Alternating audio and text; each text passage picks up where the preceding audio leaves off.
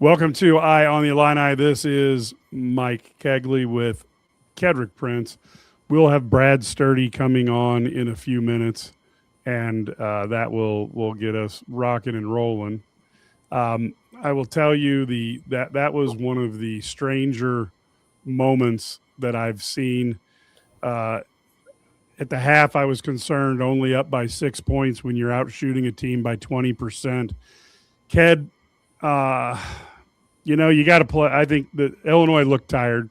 I bought into that. Their legs looked a little dead down the stretch. And to be honest with you, Illinois, at least Boswell, and with a lesser extent without Stojakovic, if I've got guards, I'm just going to go penetrate and then go off of that because I'm going to get layups from my guards. I'm going to get dishes that the guard's going to have, and I'm going to get the guards going to the free throw line. And Illinois struggled, getting, Blackwell got in there. I thought they just struggled keeping Boyd and Blackwell in front of them. Part of that's being tired, and part of that's this team isn't that quick. Ooh, Mike, it's a lot to unpack right here. This is a bad loss. And the loss for me, it's a bad loss because I have concerns I was concerned about Indiana coming to town to begin with, number one, just because how well they shoot the ball. Then you have to go out to the West Coast, and UCLA knocked off Purdue at home, and USC is an athletic team, and Illinois is struggling against those teams. This loss stinks. There's nothing you can say good about it. I'm not going to sit here and make excuses for them. There's a lot to unpack for me right away, playing six guys. I thought the game could have won one, and before it went to overtime, Keaton makes a free throw. We are going to talk about free throws and turnovers. You make a free throw, the game's over. I think the game really, really changed when Brad gave Keaton a rest, which he should have, before the media timeout, the 8-minute TV timeout. And I was glad he did it. David, I know it's David, but I'm going to say David, sorry. Turn the ball over at crucial times. And the game changed. The momentum changed. You had an 11-point lead, and you let them back in the game.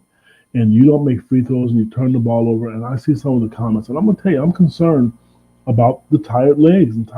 Keaton had a great game offensively, but down the stretch, he just looked like he was gassed. And you can't fault the kid. I mean, I certainly can't fault the kid. Played 44 minutes. Yes. And Larry gave me a statistic, and hopefully, Mike, if you want to text him, he'll probably give you the new update. He gave me a statistic today. I'm going to see if I can find it, about the amount of minutes that he's played recently through all these games, prior to tonight. Let me see if I can find it here. He has played in the last 4 Big Ten games against Purdue, Washington, Nebraska, and Michigan State. He has played 156 out of 165 minutes. Yeah, you're asking an awful lot of a kid. And then they got abused at Michigan State. And then he put up 35 tonight, or whatever it was. So they not playing Petrovic, to me, it didn't cost him the game. The free throws and turnovers, and I'm not going to sit and say not having Stojakovic wasn't a factor. That was a big factor. He averaged 13, 14 points a game. He rebounds, makes free throws, a good defensive player. He would have been a good guy to guard Blackwell a few times. I think another key point in the game was they had a pass to Zonomir, dropped the ball. He missed the ball. He had a wide open dunk. He took his face mask off, and I can tell you from when my oldest son had to play a part of a soccer season and part of a basketball season with a face mask, it hurt his ability to catch the ball because you've got that quarter inch around your eyes. Right. And it just cuts down on your vision. I don't know. I just noticed it went off, and I wonder if it was because he was having a hard time catching passes, and he just got frustrated and said, I'm going to go out there and risk it. I wonder how long he's going to have it on. I know Barry Wallace for the women's program, she's going to have hers on for the rest of the year, and it is different for them. Shauna mentioned that the other day, and maybe that's what it was. And also, it's tough that he couldn't grab the ball at the end, and they got the ball. 50-50 balls matter as well. I think the goaltending hurt tonight. They just didn't look sharp. They gave, and I want to give Wisconsin credit. They just put themselves in the big line. And when you talk for the tournament, when you're going to talk about teams in the tournament, you're going to fill out your bracket. They're not ranked, but you think about this. They went to Michigan and won, and they won at Illinois. That team, and they shot the hell out of it. They really did. Mike, I said it before the game. I mean, at halftime, they'll make a few more threes. Well, I said 4 more. They made 16. They were 16 for 36 from three. Illinois was 15 for 33. And this became a turnover and free throws. This game was lost at the free throw line. No, the turnovers hurt, but you go 11 for 19 from the line, and then you have 2 guys that shoot over 80%. 2 of them don't make free throws. I'm not even blaming the officials. I could care less about that. That game, they let that game slip away. Well, and look, I still think you're playing with fire, and this Brad Underwood is willing to do this when you cut your bench so short. Every year we hear about how we have the greatest bench of all time, and then we end up playing 8 guys, and then 2 guys get hurt. Now we're down to 6 guys. You'd like to see, Petrovic, who at least on film had high potential, or even Lee get a chance to play earlier in the season, so that on a night like this where you have, Boswell out and you have Stojakovic out, you have somebody who can go in there that you feel at least a modicum of confidence in. Illinois doesn't have that right now. And I think the other thing we're seeing is Kylan Boswell is a hell of a lot more valuable than people thought he was.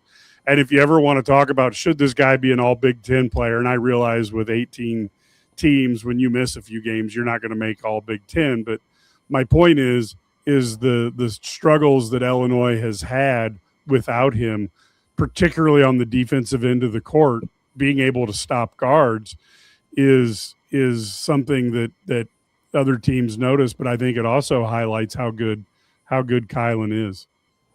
Mike, I'm going to take a different angle here real quick, if you don't mind, sir.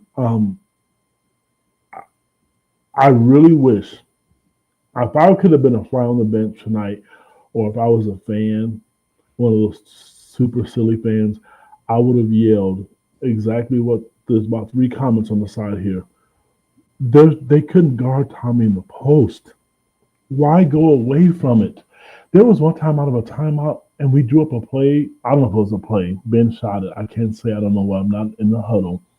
But they didn't have an answer for Tommy at all. They didn't have one. They don't block shots, and Wisconsin have size, and they went away from it. They just thought they had to get this 3-point, and it's okay if you want to be a 3-point shooting team. But you went away from your bread and butter.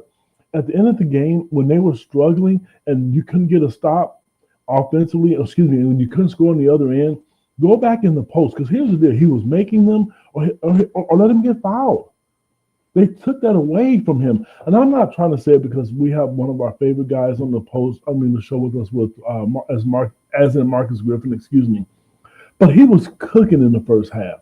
They didn't have an answer, and it stinks that they went away from it. They really did. And I'll be honest with you, my sister lives in Kentucky. She was texting me, and she was like, she gets mad when the 2 big fellows shoots all the threes. She made the comment, she was like, I don't blame them. They don't throw the ball in the post to him. I don't blame him for shooting threes. I think Zonovan shot 1 3 in the second half in the corner just because he hadn't shot one in a while. That you got to be better than that. Every possession matters. Yeah, and like I said, I think you see with some players who are better than others at taking what the defense gives you. They cleaned up the rebounding to an extent in the second half because they were behind, in the first half rounds. So they ended up, getting, over maybe to give people an idea of where they fell. Because the stat line, got a little bit wonky for Illinois. You had Merkovich with 12 points, 6 boards, but a crucial, as you said, 4 turnovers. Rickhouse, 10 points, 7 boards. Tomislav, 19 points, 17 in the first half, 11 rebounds, so he doubled. Jake Davis, 11 points, 2 boards, 3 assists, 5 fouls. Wagler with 34 points, but 5 for 10 from the free throw line. Only 1 rebound tonight, 7 assists, and 5 TOs. Lee got out there for a minute, and then Big Z had 4 points, 9 boards, 1 turnover. But boy, he had some rebounds slip out of his hands that were very frustrating.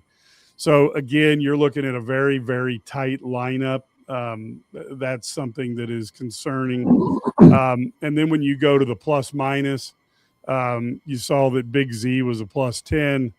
You saw that Wagler was a 3. Jake Davis was minus 8. Big Tomislav was minus 4. Ben was 0, and Merck was negative 6. So that gives you a little bit there. But I will tell you that you obviously, when you lose Boswell, you lose bench points because somebody has to come up. But Illinois shot 53%. You don't expect Illinois to lose. Illinois shot 45% from the 3-point. You don't expect Illinois to lose. Illinois shot 58% from the free throw line. There's your flashing red light, 11 for 19, and 13 turnovers to 4. I mean, that you can't go plus 9 on turnovers and expect to win a game in the Big Ten. Points off of turnovers, 23 to 6. Very similar to the fast break points the other night, 22-0 against Michigan State. You see a stat that you could have avoided there. Total rebounds, Illinois did turn it around in the second half. They won that 38-35, but they were offensive out rebounded 14-8. That kind of tells me Wagler wasn't hitting the boards, and Illinois lost their offensive rebounding prowess. And you can't expect the kid to do everything. He's playing 44 frickin' minutes.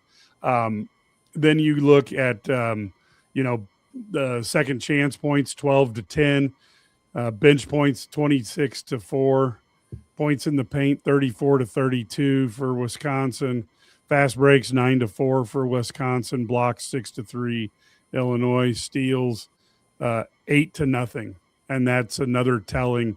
It goes back to me of a little bit tired legs and a little bit of lack of quickness, and then 17 assists to 15. Illinois did have the lead on assists at the half, and in the second half that kind of slowed down a little bit as well.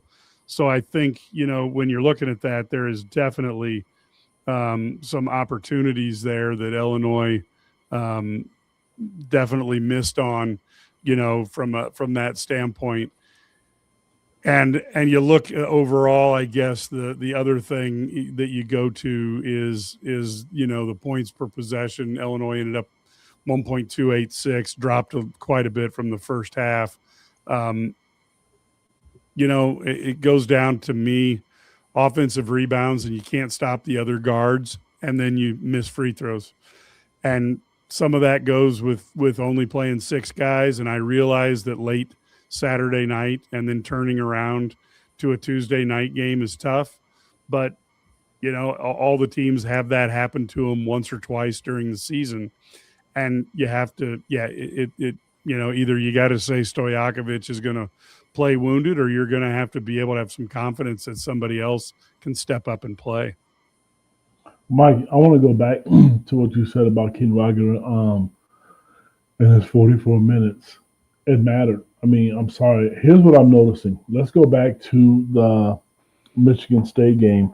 I've never seen him trip and fumble and over his feet or lose his balance the way he has the last 2 games.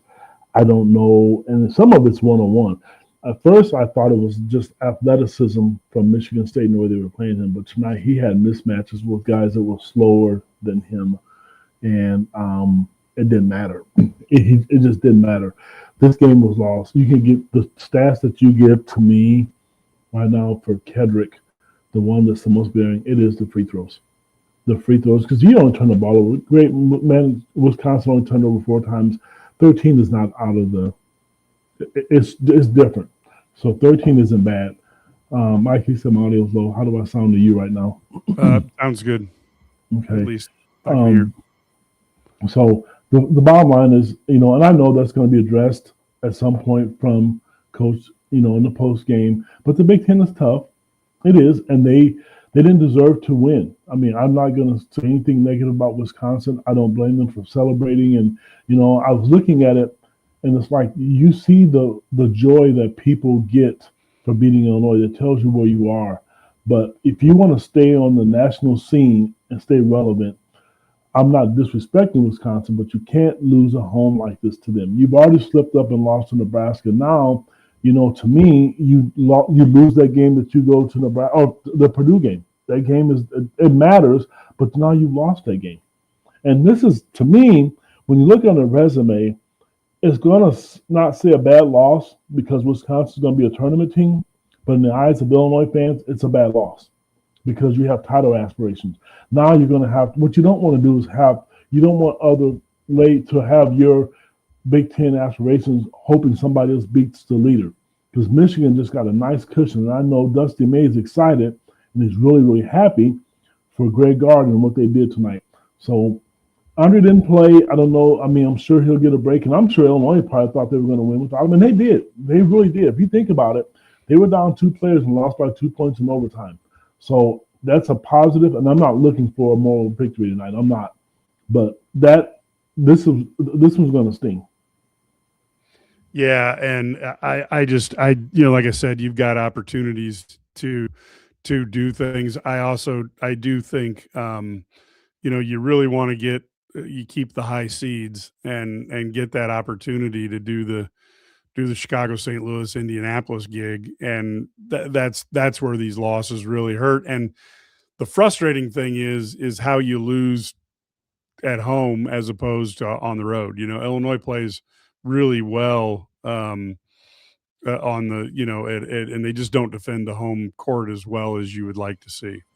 No, on our message board, I know some fans were kind of upset with me because I made a comment 2 to 4 seed. Now I want you to understand that's why I said that because I know this typically happens and it has happened. Should they get a 4 seed? I don't know, but like I mentioned a few minutes ago, Indiana, because it's at home, these teams are fighting for their lives. These like Indiana and Wisconsin. A win like Illinois will get you in a tournament, get you a higher seed. They're going to get Illinois. Illinois is going to get everybody's best shot. They're going to. So, having said that, you know what? You can afford to have more slip-ups, but I don't want to see. I think if Illinois, to me, this team is good enough to make a final eight run. I at least want to see a final eight. But if you get a four seed, that lessens your chances. Obviously, common sense. A 2 seed gives you a better chance, and then if you get a 4 seed, or if that happens, hopefully it don't happen.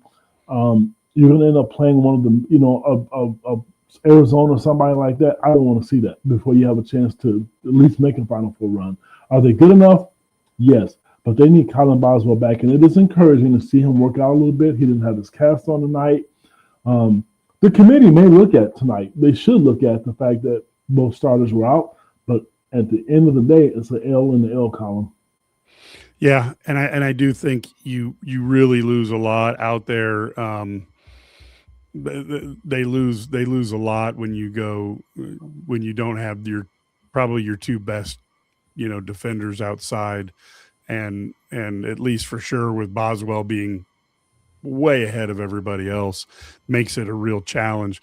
I think ultimately Illinois is going to have to figure out what are we going to do to get this offense going too. At times and I just don't know, you got to figure something out for Wagler because you can't expect this kid to play.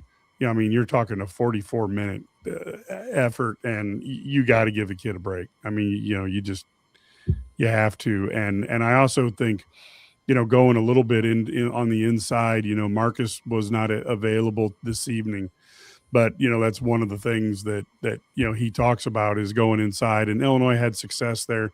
You talked about how they kind of got away from it, and I think Illinois needs to look, that if the defense is going to be out on you, and I think we're seeing defenses extend on Wagler, trying to beat him up, knowing that the refs aren't going to call 57 fouls. So these defenses are smart. They're like, well, let's go out there, and if the ref's going to call 3 fouls, he ain't going to call 9.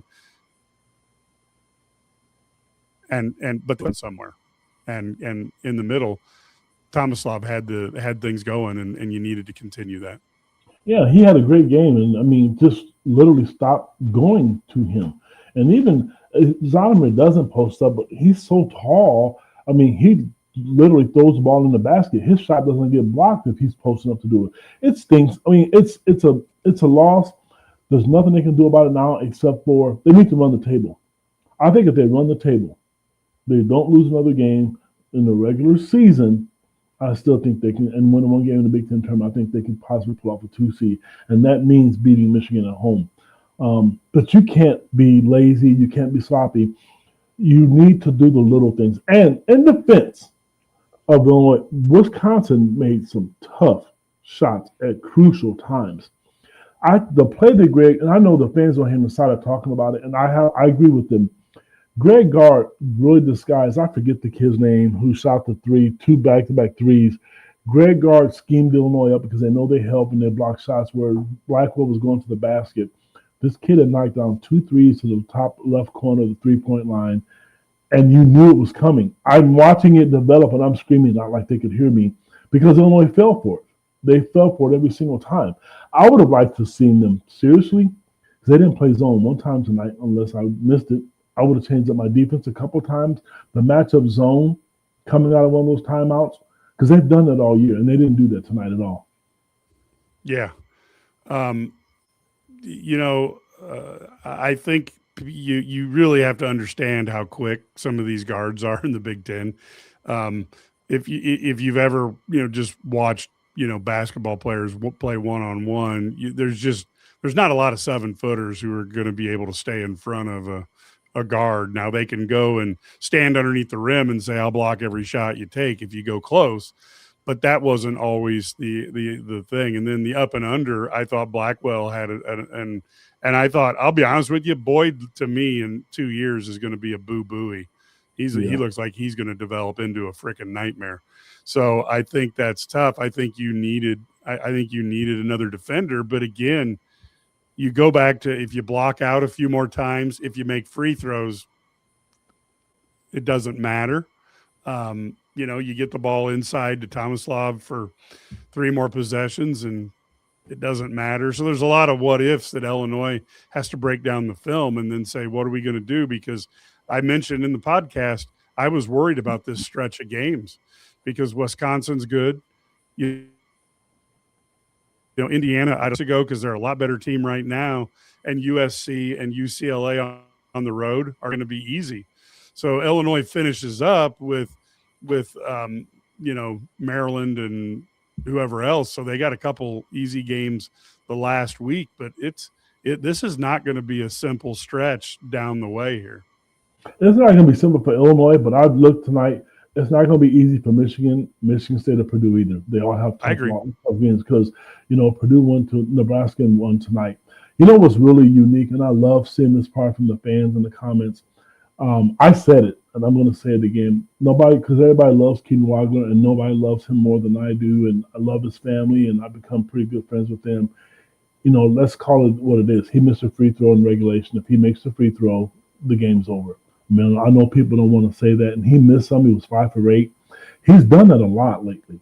You go back to the Nebraska game and then the Michigan State game, and tied in with minutes. I did tie in his minutes, kid. Yeah, So at one point in time, he was shooting like 84% from the line. When he was short on the last one, so it was him. If he makes it, you're right. The game's over. And I'll tell you what stinks. The way I look at it right now, this is me being a selfish media guy. He put up 35 points. Can you imagine the hype would have been around him if they would have won tonight? Even though it was Wisconsin, this kid's put up 46, then he puts up 35 a few games later. Struggled at Michigan State. I hope that doesn't get overshadowed. I was on a podcast with another guy, and we talked about Player of the Year in the Big Ten, and Robbie Hummel said exactly what I said in the podcast. Well, if you win the Big Ten, you have to be Player of the Year if Illinois wins it. See, I don't agree with that. If the best player is on a different team, then they deserve it. I don't like that philosophy. And so Keaton is probably one of the top 22 players in the conference. And if they don't win the Big Ten, you're just going to give it to somebody else because they won it. That's not cool, my opinion. But win the league, you have chances like everybody else, and there's no excuse for it.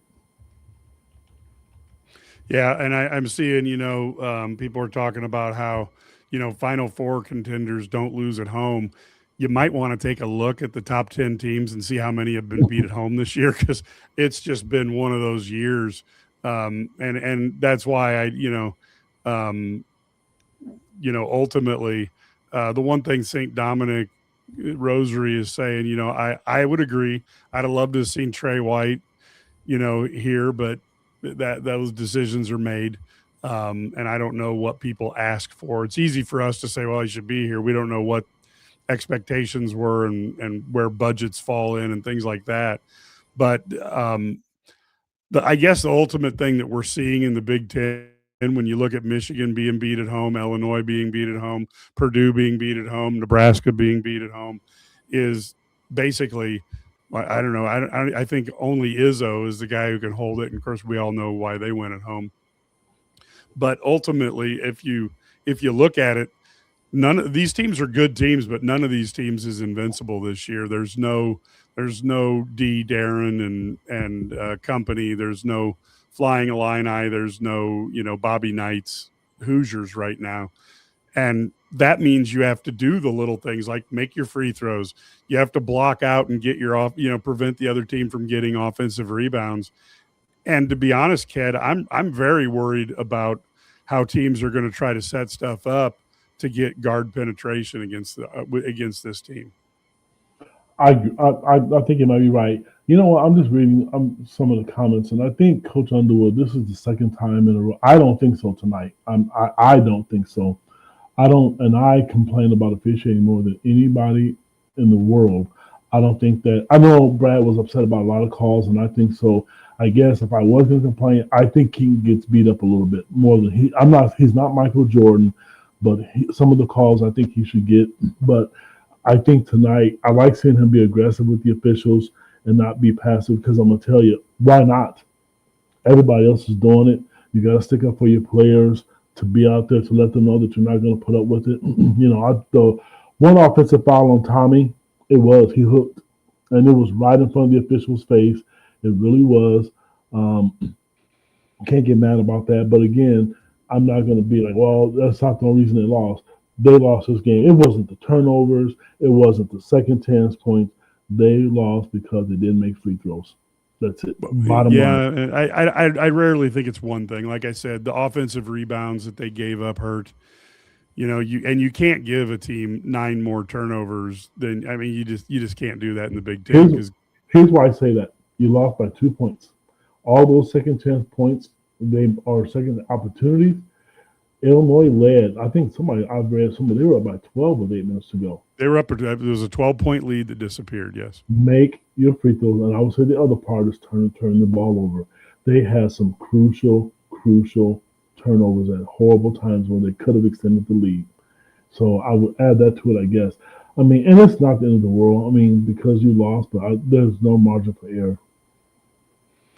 Yeah, it's a tough one. You've got the opportunity to I think the valuing of possession sometimes, because there were a few shots that I was like, you kind of settled for shots that I wouldn't have taken, and then you get the turnovers and like you said, missing the free throws. It basically you've really got to figure that part out, and that's Mike, if you take away the 11 for 19 and just look at that 58%, think about that. 58%, that stinks. We can say 11 for 19, that don't look as bad. But you're a Division I team, and you're supposed to be a good three-point shooting team. And then you watch Wisconsin at the crucial times. They go up and make them on the road in a hostile environment. And somebody made the comment, check it out, 7-Eleven. He isn't Superman. He is, but he needs his other crew with him. He needs the other, DC characters with him, because tonight they disappeared. And I know Tommy I think, from what I'm looking back, I think they guarded him a little bit different in the second half. They took away his 3-point shooting. If they took that away, which they did, because teams, they can do that, that's when he should have went to the block and then became effective. I think there's too many guys on the team that's not one dimensional. And I'll tell you what, as good as Davidas played, I think tonight, well, he wasn't good. His decision making wasn't good. Going to the basket, leaving his feet, don't have anybody to throw the ball to, dribbling the ball up in front of people's face. I know he was a point guard in high school, but he's not playing point guard for Illinois. Bringing the ball up the court when nobody's guarding you does not constitute you to be a point guard. Because if that's the case, I'm gonna tell you, Zonomir could do that. He's just running the Yeah. offense. That's not being a point guard. Yeah, it is a challenge, and I do think ultimately, again, these are the small details, and Underwood talked about it after the loss at Michigan State, and I do find it concerning that this is. I can understand losing the rebounding battle or being competitive with Michigan State because that's a Tom Izzo trademark. Brad now is 9-6 against Greg Gard, and that includes the just horrific teams that Brad inherited. But I don't like the idea of a Wisconsin team that is not a standout team on the rebounding being able to keep it this close or to get that many, offensive rebounds against Illinois. And you have to figure out that. And I'm not a big fan of DJ Cartensen, but I didn't think the referees. I mean, there were some weird calls, but that's Big Ten. But I didn't think the referees, were the issue here. It was the things Illinois didn't do that allowed them back into the game. And there is something about and I think as a coach, you don't want your guys to shoot tentative and try to be throwing darts, when you get a lead. But when you're up by 12 points, that's not the time to shoot a 3-pointer with 16 seconds left on the shot clock with somebody guarding you. I mean, that's just, now granted, maybe you wait 14 more seconds and you throw up a 3-pointer, but at least you got the 14 seconds. But to me, it's like, if you're going to shoot that shot, you better make that shot. And so I think that shot selection at times, or just the loosey goosey handles on the ball, is frustrating as well for some of the turnovers you were talking about.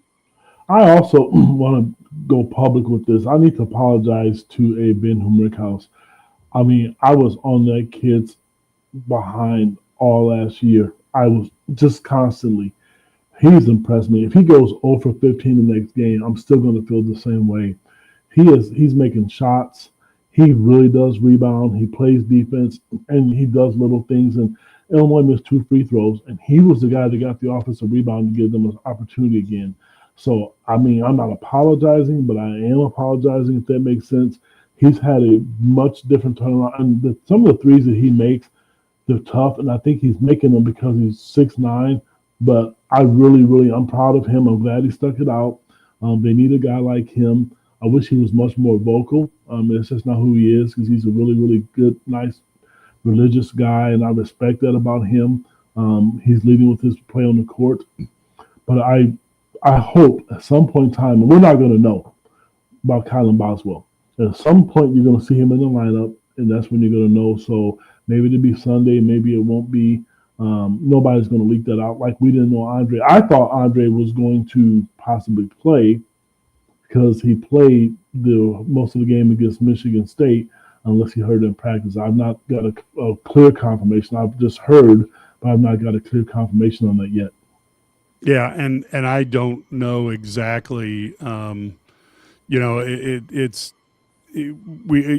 mentioned your closeouts might be a little bit better with him, and like I said, I think Bam, would have been really, really important. And again, you and I tend to like Petrovic. We keep hearing that offensively he's tough to handle in practice. Well, defensively it must be just a disaster because they're not willing to put him in. It would be nice to have given him some minutes earlier in the season so that he was ready for this.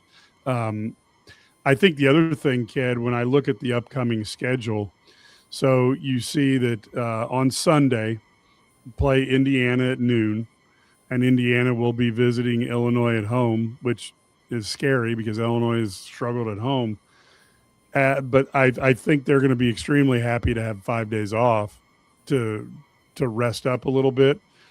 And then you go out to UCLA the following Wednesday and Saturday. So that's those are three games. I don't think that any of them you can just write down W automatic. No, it's a quick turnaround. It's a quick turnaround after Sunday. Mike, let me ask you. I don't know. Maybe I'm missing something, and I think I am. I've seen a lot of comments here from our listeners, but I've also seen a lot on social media. They're really, really critical of the Orange Crush. What did I miss? Did you miss something? Because people are really harsh on them on social media everywhere. And then on these comments here that they were quiet. And the Orange Crush, I will say this, when I've heard somebody the other day talk about the top three arenas in college basketball's atmosphere, they mentioned Nebraska over Illinois, and that kind of concerns me. But I don't know what I'm missing, and maybe they were quiet, and maybe I was just into the game and not paying attention to it. Yeah, I gotta be honest with you. I think Illinois doesn't have a massively loud home court advantage right now. Maybe people didn't like the wigs. I did. I thought it was cool. Man, you're just jealous because you didn't get one. We know. No, it's not having it here. Yeah. John, well, and John Fanta certainly liked them from watching it. I will tell you, I just you look at it and it's hard to complain a ton about the offense in and of itself. I see a lot of people complaining about it. Mm-hmm. Even in a game here, they ended up over almost 1.3 points per possession. So it's hard to complain a ton about the offense, which then leads you to. Now we're back to, did you make your free throws? Did you rebound well? Did you turn the ball over? And the other thing is Illinois didn't force a single turnover. Now Illinois is not a turnover, machine in terms of causing those. But you'd think with a bunch of tall guys that occasionally they just have a pass that comes close enough for them to reach. And so, when you put those things together, it's a lot of little stuff that I think haunted them. And to me, the missed free throws were frustrating. And then watching the guards penetrate made me think, okay, are we going to see those pick plays where the big guys come in, crash on the outside and watch the guard go around, and that sets up the offense. Are we going to see that for the rest of the season? And without Boswell there, I'm afraid we may see that just to see how Illinois reacts. I'm going to see how they react. I think Keaton would be a lot better. As well as he's playing right now, if Illinois can get somewhat similar to what Kylan was like before he went out, I'm seeing that, I know he got his cast off and he's going to be, going to the doctor. I know they're trying to slowly get him back. But I think that's going to take a lot of pressure off him on so many levels, because tonight, here's why I knew he was tired. Guys, when they were taking the ball out of bounds, I don't think he even had the energy just to go get the ball. One time, he just told Ben to bring it up. He just waved him off. And me personally, I wanted the ball in his hands for selfish reasons because you know how good he is. But he's not going to come out. He's a tough kid. I love that about him. We're all enjoying this moment. This kid made some unbelievable shots tonight. The threes, and his was weird. He was getting to the basket with the threes he made with the range, with being tired. That's, to me, tells you how good he's going to be at the next level.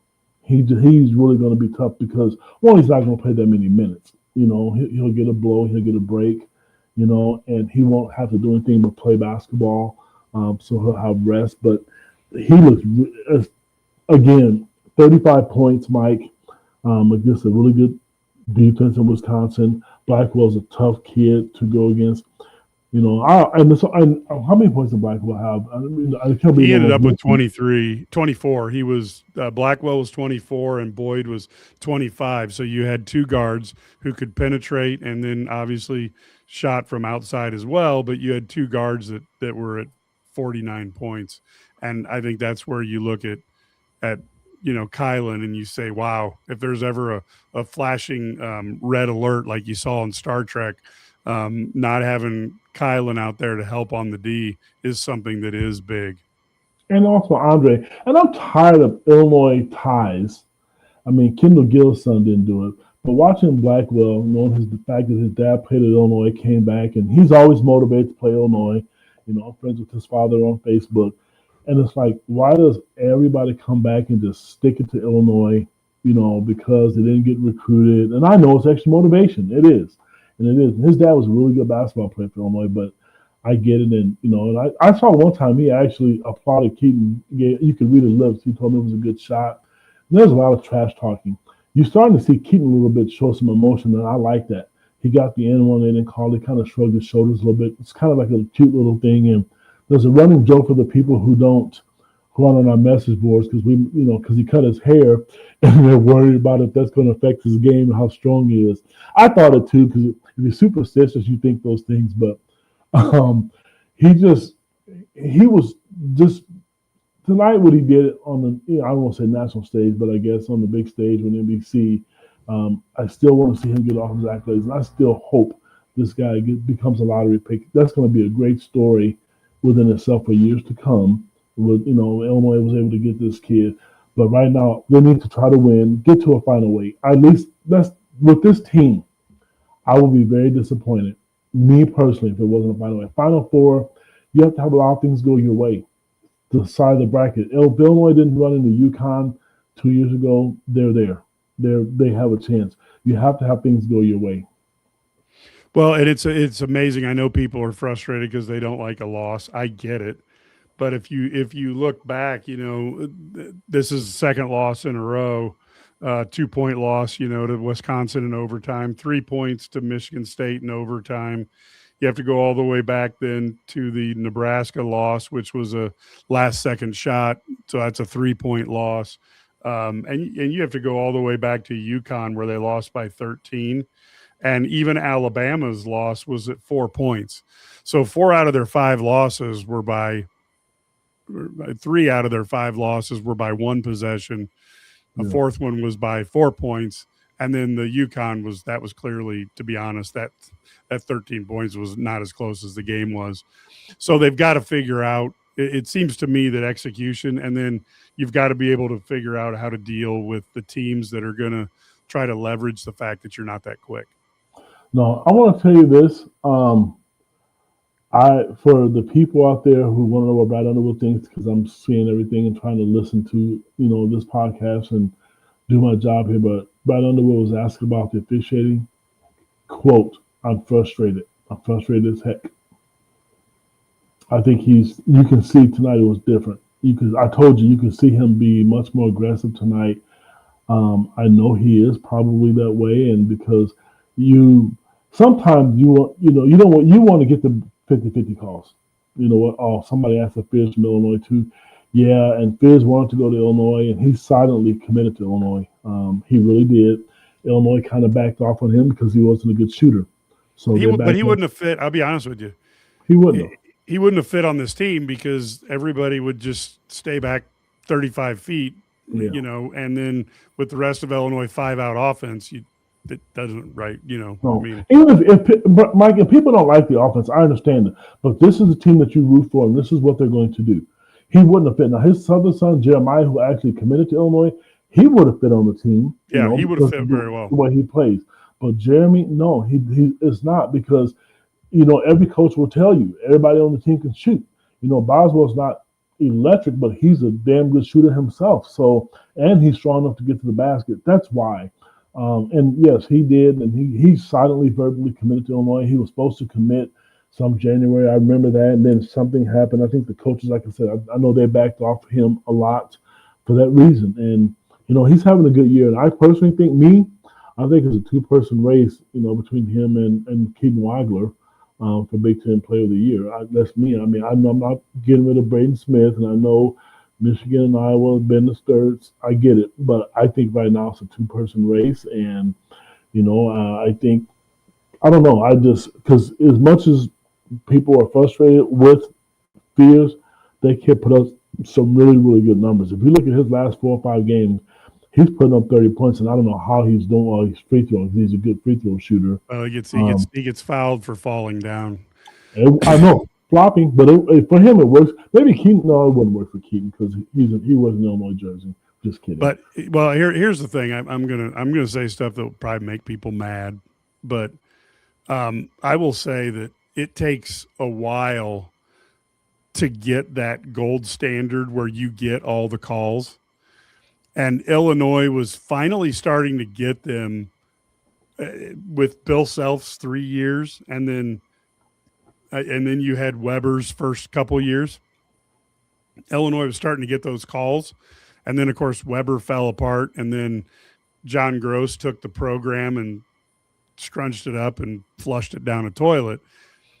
And then you remember how bad it was the first 2 years when Underwood had no talent and they didn't have the transfer portal yet where you could have instant eligibility. So if you look at Illinois this year in terms of its disparity in free throws and foul calls, Illinois is starting to get those calls, but they're nowhere near what you would expect from, let's say, what Izzo's built. But Izzo's built it over 30 years. I'm not saying I like Tom Izzo. I'm not saying that. And you look at what Matt Painter gets at Purdue. Well, he took over a program from Gene Cady, so there was never the really crappy time in between. So they've been getting calls for, Ked, Brad, and I have been watching. We've been watching Illini basketball since we were kids, and Gene Cady used to scare the living hell out of them. And people don't remember that before him, I think it was Lee Rose who was there, or maybe it was the guy who went, or I can't remember who it was there before him. But so there was a good coach there before Cady took over. So they've had good basketball coaches and getting those calls for 50 years. And Underwood's finally starting to turn the ship. I'm not saying they're getting the calls that Michigan State does, but this year has been a lot better for my stress level with refs. But let's not talk about that. Yeah, Bobby Knight, yep, at Indiana, but that's been destroyed. They don't get the calls that they did under Robert Montgomery Knight. Brad, you were there tonight. We've been going in a lot of different directions. What are your thoughts? Carmen, are you there? Well, we're not hearing Brad's thoughts, but we will see. I'm just really curious to know all the comments from the press conference, and I think I see pretty much from most people, it's pretty much the same thing of why they lost. But Mike, before Brad gets on, hopefully he can hear us. Somebody made a good comment. Illinois doesn't. The way they play offense, they're not going to get to the foul line a lot. They're not going to get calls because they shoot a lot of threes. So whoever made that comment, that was on point. I totally agree with that person because the way they play offense, think about it. We're complaining because Zonomer doesn't post up. The only person who really tries to get to the rim is Andre and Keaton Wagler. David will sometimes, but he's still able to shoot over the top of people. They don't get to the line a lot. Yeah, and Boswell when he's playing. Sorry. But again, we can look at the number of free throws they shoot on a game in, game out basis. And to me, it's an improvement. I mean, I would have thought Kofi would have shot way more than he did. And, so I think Illinois is getting the calls and they're not getting as many called on them as we've seen historically. So, to me, it's like I said, this is a better year. And I think Underwood just needs to keep stringing good years together and you start getting more calls. I think that's the key. You got to do that. And I think, I don't know if Wisconsin wanted it more. Maybe. I think Illinois ran out of a little bit of gas, and I think having only 6 players play is, significant minutes is markedly different than going with 9 players or 8 players, and so I guess Garlock didn't play much, but they had, a few more minutes. I think you have to acknowledge that as a coach and say, well, we got to figure out how we're gonna adapt. And do you throw do you throw the Eastern European guy who's on the tryout? Do you throw him in a game, see if he can play? No, I don't know. No, even with Ty Rodgers and him losing a year of eligibility. I mean, just no. At this stage of the season, I mean, what is Ty Rodgers going to do for you except for come in? If he's rusty, he's going to sit on the bench because he hasn't played. And I'm sure he's out there working out a little bit, but he needs a full year. I don't know what's going to happen with him next year at all. I mean, I wrote an article today about, the transfer portal. People better wake up because it's about that time. It's going to come a lot quicker than what you think, and if they can keep some of these guys, men and women in the program, I mean, you're going to have to do that. So, but anyway, you know what? I hate to say this, Illinois is going to need some help, but I'm not sure that they're going to go to the West Coast and come back 2-0. If I'm wrong, you guys call me out on it. I want to be wrong. I really do. And somebody made the comment, you think after losing to Michigan State, they come out fired up? They did. I thought they played well. They missed free throws. And Wisconsin shot it really well. I mean, they're two of the best three-point shooting teams in the Big Ten. So, I mean, I thought if they shot average, Illinois wins, but they made some tough shots at crucial times. And from deep, they weren't just your average three-point shots. I mean, they ran their offense really, really well. I was impressed with them tonight. Yeah. I think I think the team I'm less discouraged. I just, like I said, to me, this team is this close, and I know people are getting all, they're getting concerned, but they're this close to being really, really good. You've got, 4 of your 5 losses are by 4 points or less. And then you look at the small stuff. And I know coaches say that, and you're like, okay, this is just coach speak, but it really is the little things. A couple more blockouts, Illinois wins that game. A couple more free throws, Illinois wins that game. And a couple less turnovers, Illinois wins that game. So, I mean, I think if I'm a coach, I'm going to try to figure out what do I do to get that consistency, and then what do I do to get Boswell and Stojakovic back and ready to go. Mike, I want to say something. I don't know if this probably won't make Illinois fans feel better. I know it probably won't. But Iowa State was ranked 5th in the country. They just lost to TCU at home. They went to TCU and lost.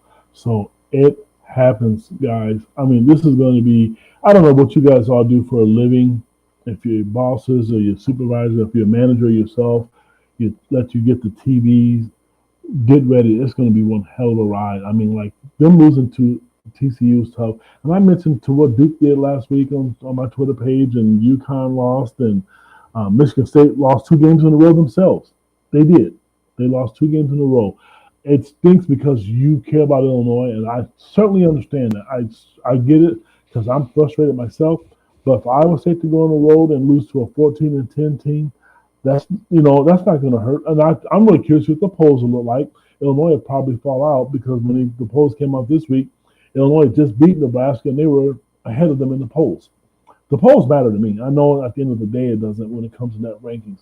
I like the polls. I think it's a good PR, and I tell you what, the coaches use that. Don't let them fool you. And they use the good games when they play to recruits. They use that. They can get on the camera and say all the things that you guys think that they believe it. It does matter. Because if you don't think that they brag about, hey, we're ranked 8th, or you don't think that Illinois sent their game tape out to a lot of recruits, or when Keaton Rockler had 46 points against Purdue, and then you go to Nebraska, that stuff matters. It does. I don't like UConn either. I agree with whoever that person is. I agree with you.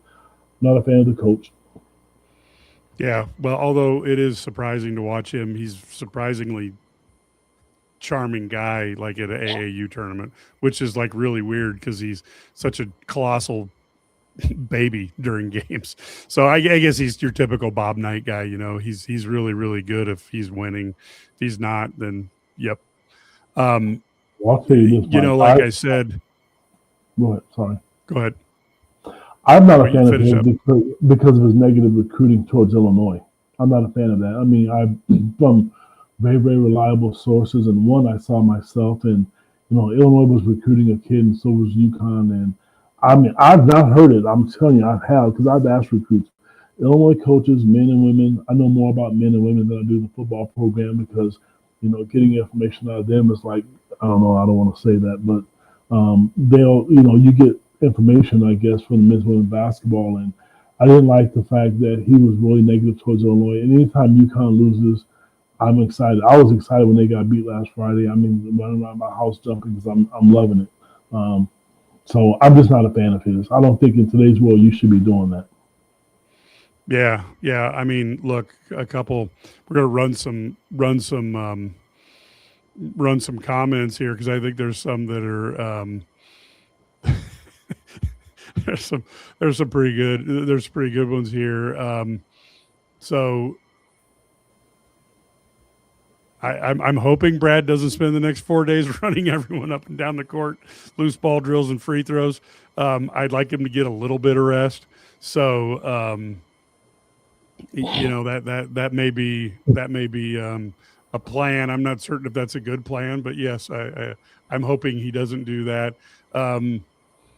More post offense when 2 7-footers are playing. Yes, we've all said that, and even if we didn't believe it, Marcus is big enough to influence me to decide to say it. But actually, that's a big dude. But I actually agree with him on that.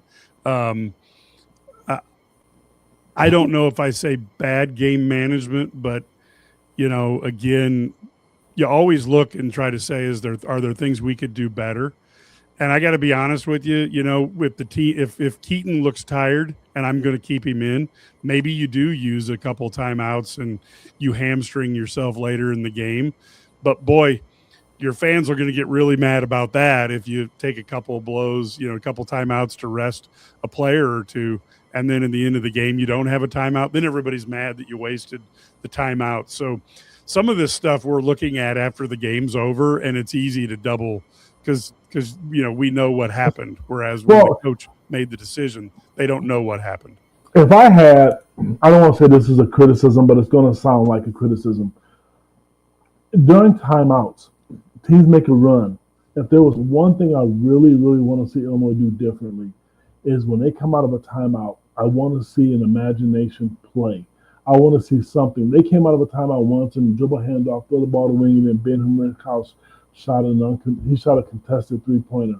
I really want to see that part of it. I mean, I'll be honest with you, I'm used to the offense. The college basketball is all pick and roll, 2-man games, slip screens, flare out. I get it. I don't like it, but it is what it is. But some people run a lot of misdirections, and like Illinois, there's 2 things that they've done that's new that I like. They did it in the Michigan State game. They had a pick and roll. They ran a dunk with Z and with Tommy. I think they ran it tonight. Coming out of a timeout, run those misdirections. You have to be able, in my opinion, do that. Now, I don't want to make people hit X, on the computer, but I went to a coaching clinic once with Bruce Weber, and it makes a lot of sense. And I've said this here before, and if you've heard it, I'm sorry. Bruce Weber talked about, because he was really good at drawing up things out of a timeout. And don't hang up on us, guys. I'm sorry. Hang up on me for saying this. But Bruce made the comment, he watched other teams when he would go back and watch film sessions. If teams ran plays against him, he would sometimes steal them. He would also steal plays off ESPN because they show you the same things. They'll show you what the highlights were. To steal those things, it's not against the law to do it because teams steal what you do. So those are things that I think in situations where you're like, okay, what are you going to run? What are you going to run? And I know this is men's basketball, but I think Shauna Green does an excellent job. She will get a playoff for her best player or run some good action for them every time. That's one part I wish I would really, really see to stop the bleeding. And the shot may not go in, but every coach and every team needs an arsenal where you can get a layup, get a three, or get to the foul line. I want to see more of that personally. Mike, what are you smiling at, my friend? I see these things on the sideline. What am I missing here? No. Just a couple of things there. I think. Look, we'll wrap it up now, but again, we're going to try to tell you honest assessments. We're going to say, well, might have done this different, might have done that different. But again, it's easy for us to sit back and double think things because we know what the final result was when Coach Underwood is making the decision, or if Keaton pulls up and takes a shot. he doesn't know what's going to happen, and we obviously already do. So that makes it a little easier. That's why easy. But we are going to wrap it up. We're at the hour point. Brad is having issues getting through the cell phone, so we're not going to keep people around.